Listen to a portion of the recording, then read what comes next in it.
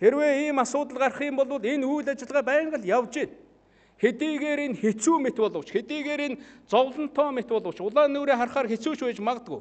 Гэхдээ энэ ажлыг хийхээс өөр арга байхгүй. Бид энэ хийж явах үедээ л, байж явах үедээ л хэцүү ажиллаа хийж л явах ёстой шүү дээ. Түүнээс биш амар ажлыг түүж аваад хэцүүг нь бусдад нь орхиж болохгүй.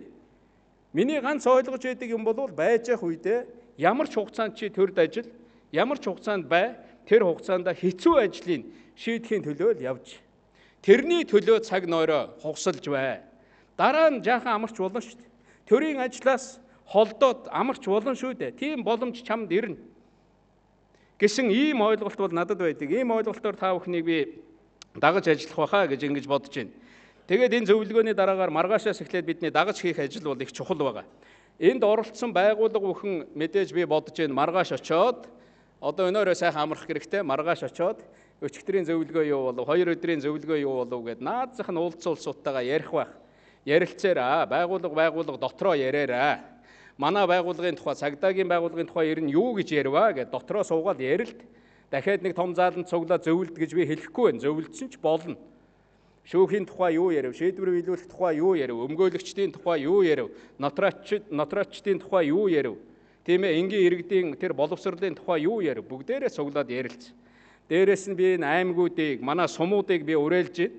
Иргэдийн төлөөлөгчдийн хурлын дарга нь удирдаад юм уу, сумдаа энэ шудраг ёсны тухай ярилцэл да. Тийм биз дээ. Заавал шудраг ёс гэдгийг Улаанбаатар төрийн ордонд ярьж идэг биш байхгүй юу дээ. Хүн бүхэн амьдарч сууж байгаа газраа л сайхан амьдрах ёстой. Би суманд амьдарч байна. Миний суманд л тэнд одоо хүн шиг амьдрах энэ нөхцөл бүрэлдсэн байх ёстой. Энэ нөхцөлийг тэр суманд ажиллаж байгаа төрийн захиргааны байгууллага олгож байна үгүй юу гэдгийг хоорондоо ярилт. Ингээд энэ яриа бол давлгаа мэт цаашаа явах ёстой.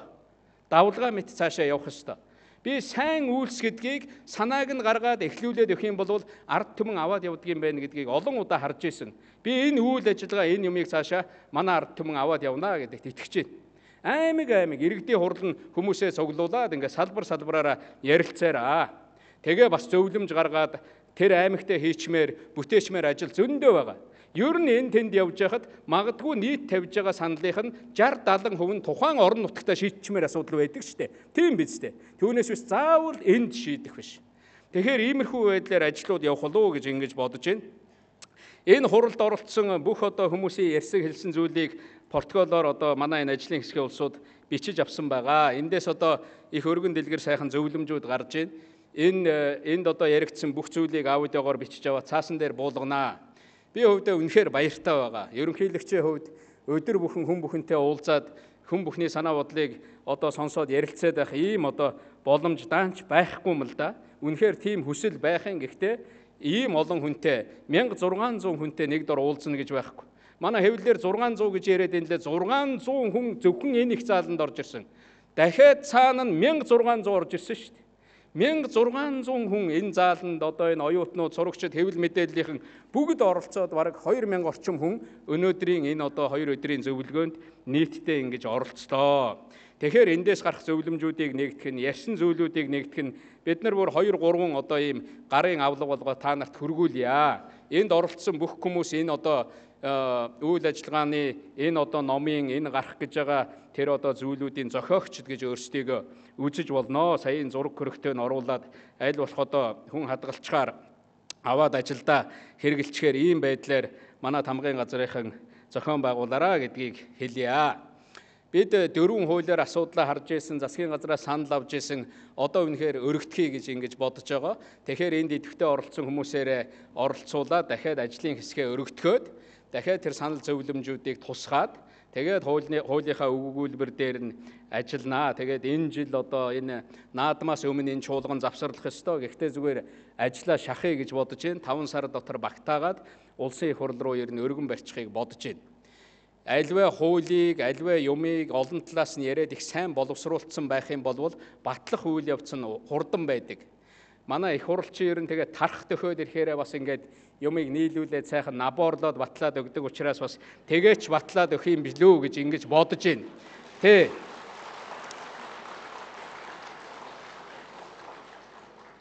Үнэхээр тийм. Гэхдээ бид нар их хурл руу оруулахдаа их хурл сайжруулдаг биш. их хурлын гишүүд бодлогын талаас нь ерөнхий цаг аясхийн талаас нь хардаг болохоос биш үнэхээр бид нар одоо сайн хайрцаглаад сайн хууль хийчих юм бол би итгэж байна. Их хурлд бас би ажиллаж исэн гишүүнээр тэгээд ороод ирсэн хуулийг бол ингээд батлаад ингээд гаргах юм боломжтой байдаг. Тэгээд энэ үйл ажиллагаанд манай хууль зүйн яамныхан, хуулийн байгууллагынхан, хууль зүйн яам биш одоо энэ чуулганаас хойшоо би одоо шудраг ёсны яам гэж ярьжээ гэж ингэж бодож байгаа шүү дээ. Сая нэг ном харуулж байсан justice гэдгийг шудраг ёс гэж орчуулж байгаа биз? Манад нэг юм оньгоо байсан хууль зүйн сайд гэсэн нэг гадны хүнднийг орчуулсан чинь Minister of Law гэж орчуулж байсан гэж. Тэгэхээр ерөнхийдөө манай ойлголтоор бол Minister of Law юм л да. Хуулийн сайд. Тэгэхээр нөгөөх нь бүр гайхаа танаач одоо ингээд бүх хуулиа ганцхан одоо министр мэддэг юм уу? Аль эсвэл одоо бүх хуулиа мэддэг ганц министр байдаг юм уу? Сайд байдаг юм уу гэж асууж ирсэн гэж. Тэгэхээр уг нь одоо хэдүүлээ эндээс эхлээл зөв болох байх. Уг нь justice гэдэг бол хууль гэдэг рүүгээ биш, шудраг ёс гэдэг рүүгээ илүү орчуулагддаг биз? Тийм ойлголт мөн биз? Minister of Justice гэдэг бол хууль зүйн сайд биш, шудраг ёсны сайд. Тэгэхээр манай яам ирээдүйдээ шудраг ёсны яам болох юм байна. Тийм биз дээ, тийм ээ? Шудраг ёсны яам болох ёстой. Тэгээ шудраг ёсыг сахиулдаг ийм яам, ийм одоо байгууллага үнэхээр шудраг ёс гэдэг нийгэмд хамгийн чухал юм бол тэр яам засгийн газар дотор байх ёстой. Аливаа засгийн газрын яамны одоо нэр гэдэг бол тухайн хийх гэж байгаа ажлаасаа босч ирдэг. Өнөөдөр ажил эрхлэлт чухал байгаа бол уг нь ажил эрхлэлтийн яам гэж л байх ёстой байхгүй юу? Тэгэл тухайн асуудлаа шийдээд бүтцэн өөрчлөгдөөл яваад байдгийг. Зарим оронд мэдлэгийн яам гэдээ байж байгаа шүү дээ, тийм ээ. Мэдлэгийн эдийн засгийн яам гэдээ байж штэ. Тэгэхээр манай эдийн засгаас бүр өөр төвшин рүү гарцсан эдийн засгийн мэдлэгийн эдийн засгийн сайд гэдээ байж байгаа байхгүй юу? Тэгэхээр яг энэ шиг л юм явдаг. Тэгэхээр одоо хойштоо Нямдурд сайдыгаа бид нар сайхан шудраг ёсны сайдаа гэж ингэ дуудаж явах юм байна штэ. Тэгээд энэ үйл ажиллагаанд манай шудраг ёсны сайд одоо бусад улсууд маш их идэвхтэй оролцсонд би бол их одоо баяртай байна. Тэгээд энд нэг юм үлдээд байгааг хэлэх гэсэн юм аа. Энэ юу вэ гэхээр альва хууль төрийн бодлого гарахдаа хоёр юмд тулгуурлах ёстой. Одоо та нар Монголд байна уу нэг бодоод үзтээ. Хоёр юмд л тулгуурлаж гарах ёстой хууль. Нэгдүгээрт иргэдийн оролцоонд, тийм биз? Иргэдийн оролцоо санаа бодолт. Хоёрдугаарт нь судалгаанд тулгуурлах ёстой. Энэ хоёр Монголд байна уу? Манай хууль юунд тулгуурладаг вүлээ? Улс төрчдийн эмоцонд тулгуурладаг. Тийм биз? Их хурлын гишүүд юу гэж бодно?